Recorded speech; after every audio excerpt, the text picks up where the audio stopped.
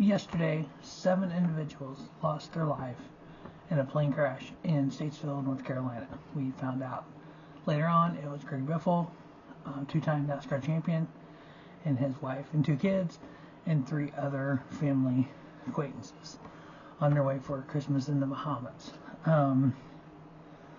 Greg Biffle had a heart of gold.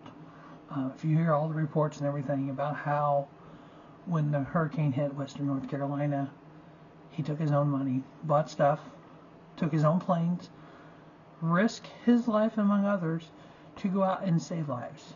There's a story of him in a ravine trying to land 6 times to help this guy, take him insulin, take him food, take him a chainsaw, everything he needed to live. And Greg Biffle did this on his own, without help from other people, without help from the government. There was we all know what happened, was going on with the government at that time. Before anybody else stepped in to help, Greg Biffle was there with his plane, his money, just because it was the right thing to do. Something that 90% of Americans couldn't do or wouldn't do. And here he was doing it. That supersedes any NASCAR stat, any NASCAR legacy at all. The humanity that this man did. And unfortunately, we are mourning his loss today. I'm going to profile his NASCAR stats, but that needed to be said first because that means more to the world than any win in the NASCAR series. NASCAR has lost drivers before, not only in race, but also helicopter crashes, plane crashes.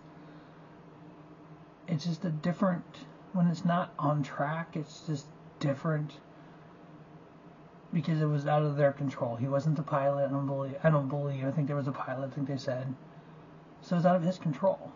And yeah, it just makes everyone want to understand we don't know how long we're on here, and something that I talk about on these countdown shows I do, and I talk about, Dave Moody's Legend series and how people say how they want to be remembered. First and foremost, Greg Biffle needs to be remembered as someone who saved lives, someone who helped people, and he was a hell of a good race car driver, 2-time champion. So, with my condolences to the friends and family of everyone involved. Again, he wasn't the only one. There were 7 humans who lost their lives yesterday. We got to remember the big picture here. So we're going to just go down and kind of talk about his NASCAR career, what he did in racing, and we all know the legend of how he was discovered, and we've heard several drivers yesterday on the NASCAR channel talk about it. So condolences out to the friends and family. We're going to kind of shift our gear over to racing. So, ladies and gentlemen, boys and girls, children of all ages, welcome to Robert's Sports Show. I'm your host, Robert. All right, we have a NASCAR champion profile, the one and only Greg Biffle, born December 23rd, 1969. Gregory Jack Biffle. Ironically, that he drove for Jack Ross for so many years. He passed away, we know, yesterday in a plane crash there in Statesville, North Carolina. We go back to 1989. He ran 4 races in the NASCAR Northwest Series. Yes, there was regional series all over the place back in the day. Had one top 5, 3 top 10s, and the number 16. We know he made that number 16 iconic in the Cup Series. In 1990, he ran the Northwest Series. Best finish was 14th at Portland. From 1993 through 1996, he ran the NASCAR Weekly Series at Portland Speedway. A lot of drivers, we know the drivers in North Carolina, they ran at Hickory or they ran at Greensville Pickens or any of those, iconic speedways. But obviously the West Coast, they had the Portlands, they had the Tucsons, they had those kind of tracks, that a lot of the Kevin Harvicks, the Brendan Gaughan's, the Greg Biffles of the world cut their teeth on. We don't talk about that because that's an area of the country that's not prevalent as into the NASCAR fabric as the Carolinas are.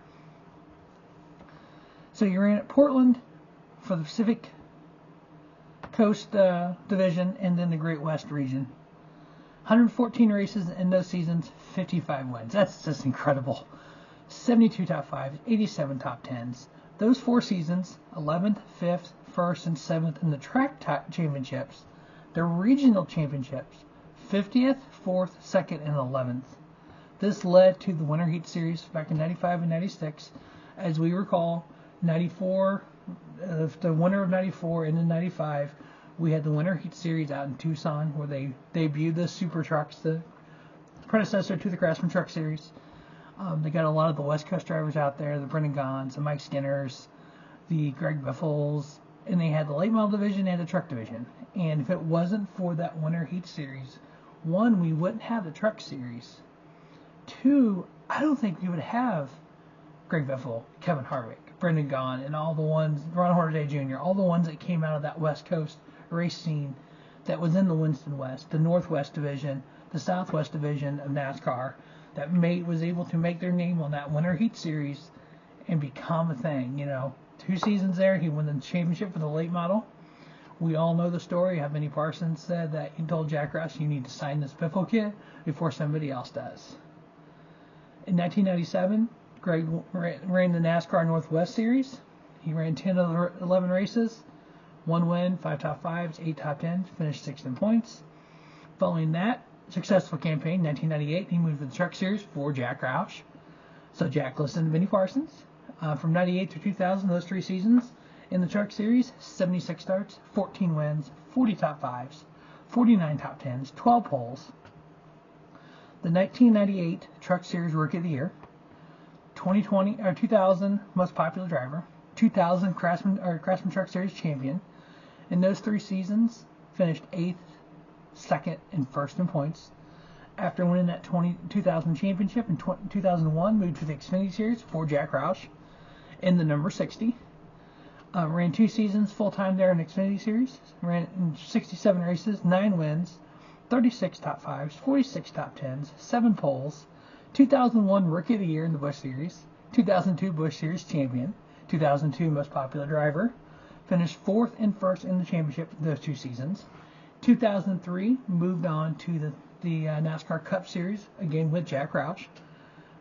2003 finished 2nd in Rookie of the Year. That close to winning Rookie of the Year. Behind Jimmy McMurray. Now that rookie season, though, he also missed a race. Now, there's a lot of talk about these charters. Here's a prime example. I think it hurt that rookie by missing that race. And they finished 21st in points, I believe. They would have been, or outside the top 20, they would have finished 18th in points if they would have took their average points for that one race. There was a chance he could have won Rookie of the Year because he had to win and Jimmy McMurray didn't. So he won at least one race his first 6 seasons in the Cup Series. In 2004, he ran a full Busch Series and a full Cup Series. Finished, I think, 2nd or 3rd in the Busch Series points that year. He won a race 9 of his 14 in Cup Series. He was 2003, so he was 2nd at Rookie of the Year. 2005, he came so close to being champion. He finished 2nd in points. 2008 through 2013, 5 of those 6 seasons, top 10 in points. He ended up retiring from Cup in 2016. From 2018 through 2021, he ran in the Stadium Truck Series with Robbie Gordon's Truck Series. 10 in races, 7 top 5s, 10 top 10s. 2021 through 2023, he ran in the SRX Series with 9 races, 4 top 5s, 9 top 10s. Now, I know a lot came out during the trial about the SRX Series and how NASCAR was afraid of it. You look at cars with bodies racing on national TV, I can see casual people, no one names, would think, hey, this is something to do, and it's not. So, but this is about Greg Biffle. Greg is, of the 41 drivers to win in all 3 NASCAR National Series, Truck Series, Xfinity, Truck, or Cup, he's 18th most wins of those. He is 8th most wins. He is 18th most wins of all time of the 3 series combined. So if you combine Cup, Xfinity, Truck, all those wins, he is 18th. He is the 8th most of the 41 drivers who won in all 3 series. He is only one of 3 drivers to win 10 or more races in all 3 series. His racing career, 1989 through 1999, he raced in the NASCAR Northwest Series, Regional Series, All total, 24 races, 1 win, 8 top 5s, 14 top 10s, 2 poles. From 1993 through 1996, he ran in the NASCAR Weekly Series there at Portland Speedway. 114 races, 55 wins, 72 top 5s, 89 top 10s. 1998 through 2004, ran in the Truck Series. Then returned for some one-off races in 2019 and 2020. Came to a one-off race in 2020 with KBM, number 51 for Kyle Busch Motorsports, at Texas and won it. His only race that year. So in his time in the Truck Series, he had 83 starts, 17 wins, 43 top 5s, 55 top 10s, 12 poles. 1996 through 2010, he raced in the Xfinity Series. A total of 244 races, 20 wins, 93 top 5s, 149 top 10s, 14 poles. He started in the Cup Series in 2002. He actually missed the Daytona 500, his very first race. What was kind of weird to me is from 2002, 2003, he actually drove in the Cup Series for a Chevy team and for a Dodge team while driving for Ford in the Xfinity Series. 515 Cup starts, 19 wins, 92 top 5s, 175 top 10s, 13 career poles. He was the closest to come to winning a championship in all 3 series.